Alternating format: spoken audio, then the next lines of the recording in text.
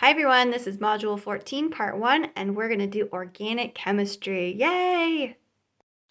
So we have chemistry and physics, and they both cross over into biology. They can explain how biologic processes work.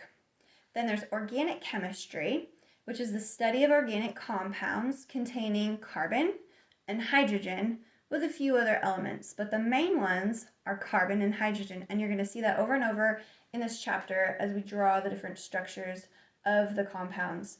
So 90% of all compounds are organic. So let's look at carbon. Remember that it has an atomic number of 6 and it's in group 4A, so it has 4 valence electrons.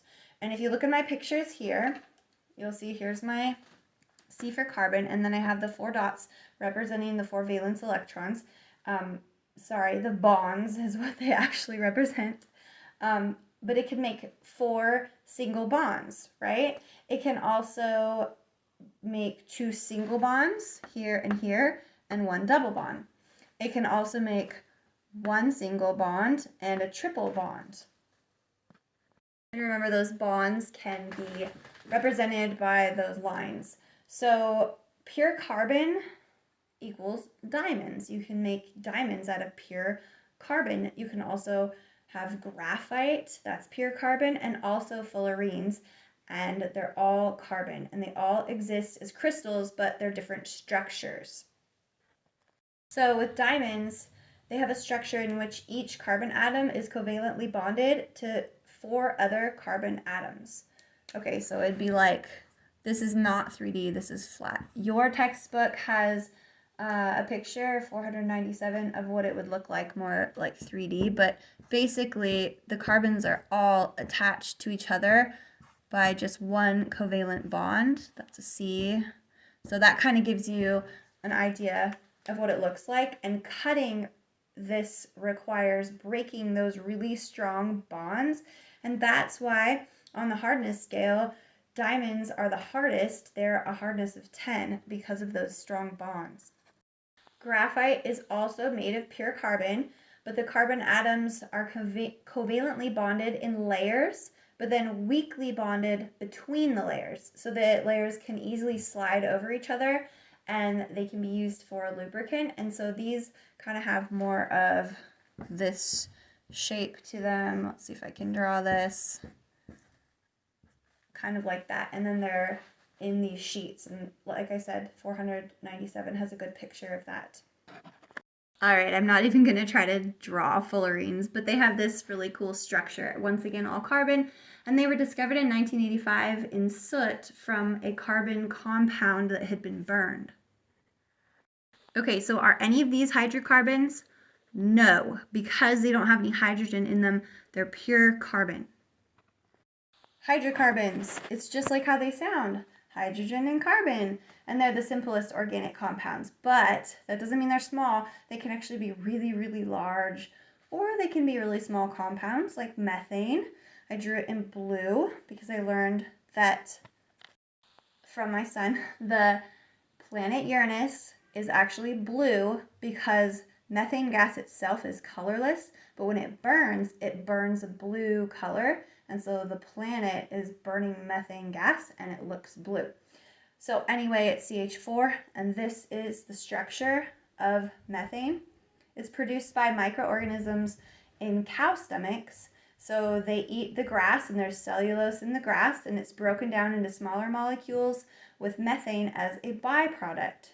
And remember that methane is a greenhouse gas, so we need the greenhouse gas, right, to regulate our temperature in the atmosphere. If you look at the structure of methane, you can see that it's a saturated hydrocarbon because each compound has the maximum number of hydrogen atoms possible for each carbon atom. You can't fit any more hydrogen atoms on there. It's totally saturated with hydrogen atoms. Let's look at some more saturated hydrocarbons. We have methane that has only 1 carbon atom. We have ethane that has 2 carbon atoms. Propane has 3 carbon atoms, and butane has 4 carbon atoms. So propane is like what you use in your camping grills, and butane is what we use in those little lighters that you can get at the store. Get a flame out of them, light your candles, start your fires. There's different properties of the hydrocarbons, and they depend on, one, the number of carbon atoms, and two, how those atoms are arranged. So you can see that they're saturated because there's as many hydrogens that can fit with the number of bonds onto those carbons. But they're arranged differently, and they're going to have different melting points, they're going to have different boiling points, and just different properties. Do you remember the three ways that carbon atoms can be arranged? Well, we can have straight chains, which is this one up top. It's a straight chain of carbon. We can have them arranged in branched chains, so a line with a branch. And then we can have them arranged in rings like this, with the hydrogens bonded to every covalent bond off of that carbon. The more carbon atoms you have in a molecule of a hydrocarbon, the higher the boiling point.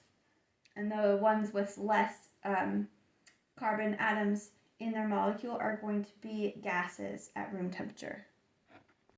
Next, your book talks about isomers, but I wanted to quickly remind you what an isotope is. So remember, if we have an atom of carbon and we count the number of protons in the nucleus and the number of neutrons in the nucleus. And so carbon has 6 protons, and so it's going to have 6 neutrons as well, and that's a carbon-12. And with an isotope, you can add or subtract neutrons. You can take away neutrons from the nucleus, or you can add more neutrons, and it changes that atom's molecular weight, but it's still carbon. And so with this one, we could add 2 neutrons into the nucleus, and now it would be carbon-14. Okay, you remember that? But now your book's talking about isomers, which is more about the structure. So butane and isobutane both have the chemical formula C4H10, because they both have 4 carbons and they both have 10 hydrogens, but their structure is different because one is in a chain shape and one is in a branched shape, and that just gives them a little bit different properties. And that's probably why this is butane and this is isobutane, because it's an isomer of butane. And so I could go ahead and draw all the hydrogens. So now I've drawn all of the hydrogens on here, and if you were to count them up, you would get 4 carbons and 10 hydrogens on both of these molecular structures, the molecules. So it's just the structure that's different. And the more carbons we have, the longer the chain we can make, and so there's different structures that we can make with those chains. So for example, octane, it has 8 carbons. Octane, octo is 8, right? And you can make 18 isomers with it. And then we have decane. Remember, 10 is a decade, so decane has 75 isomers. So you just get more and more isomers the more and more carbons you have to work with. And a quick review question: what is a saturated hydrocarbon? Do you guys remember what that means? It means there's only single bonds between the carbon atoms. Here's a quick review question: what is a saturated hydrocarbon? Remember, it's only single bonds in the molecule, the compound. All of the bonds in the compound are single bonds. So if I have something like this with a double bond, can I saturate that with hydrogen? I cannot fully saturate it. It's fully saturated, so it's not a saturated hydrocarbon. So you can look at the difference between these. This one is fully saturated with hydrogen because there's a single bond here, a single bond here. All of these bonds are single bonds, but because of this double bond, I can't fully saturate this with hydrogen or any other element. Your book talks about 3 types of unsaturated hydrocarbons. What are they? The first one is alkenes, and their example is ethene, which is C2H4, and you can see that it has a double bond and it ends in ene, E-N-E. And ethene is just what is produced by fruits and vegetables that it speeds up their ripening. So if you like pick a pear off the tree and it's green, you can put it in a paper bag and it will produce this ethene and it will actually ripen off the tree. The next one is the aromatic hydrocarbons, and these have more than one or more double bonds in them, and you can see this is a ring structure with alternating double bond and single bond with those carbons, and it ends in E-N-E, so this one is benzene, and it's C6H6. And the book does say that although the formula for these compounds shows 6 carbon atoms in a ring with alternating single and double bonds, the 6 bonds in the ring are actually the same. That is because the 6 valence electrons are shared by all 6 carbon atoms. Benzene is the smallest aromatic hydrocarbon with just 1 ring. Larger aromatic hydrocarbons consist of 2 or more rings. And their name, aromatic hydrocarbons, comes from the fact that many of them have strong odors. So we have alkenes, we have aromatic hydrocarbons, and we have alkynes. And these alkynes, they're going to have 1 or more triple bond in them, and they're going to end, their name is going to end in Y-N-E. And so this one is ethyne, I think is how you say it. This one is the smallest alkyne, and it is burned in acetylene torches that are used by welders. Alkynes are the most reactive hydrocarbon compounds and are relatively rare in nature. The ethyne in acetylene torch, the acetylene torch produces a flame so hot that most metals can be melted and welded together. Now you're going to have to either pause or go back. You're on your own, questions are here. So you're going to name 3 forms of carbon. You're going to answer what are 3 ways that the carbon atoms can be arranged in a hydrocarbon molecule. You're going to explain what an isomer is, and you're going to write about a scientist discovered a new unsaturated hydrocarbon. She determined that there were 2 triple bonds between carbon atoms in the molecule.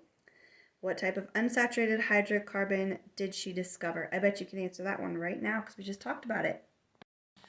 Now, where do hydrocarbons come from? Our main source is from fossil fuels. And what is a fossil fuel? They're mixtures of hydrocarbons formed when volcanic eruptions or floods buried large masses of plants and animals. Organic materials crushed, and most of the hydrogen and oxygen atoms are pressed out, and the fossil fuel is what's left. So there's 3 different types of them. There's coal, there's natural gas, and there's petroleum. And so coal is your solid, natural gas is the gas form, and then petroleum is a liquid fossil fuel. So coal is the solid fossil fuel, and it's mostly made of aromatic hydrocarbons, those ring structure ones with the double bonds in it. And it's formed from buried plants, and also these are burned for energy, but a lot of coal is produced. Sorry, not a lot of coal. A lot of soot is produced when burning these, more so than the other fossil fuels. The natural gases, they burn cleaner than the coal, so there's less soot than coal.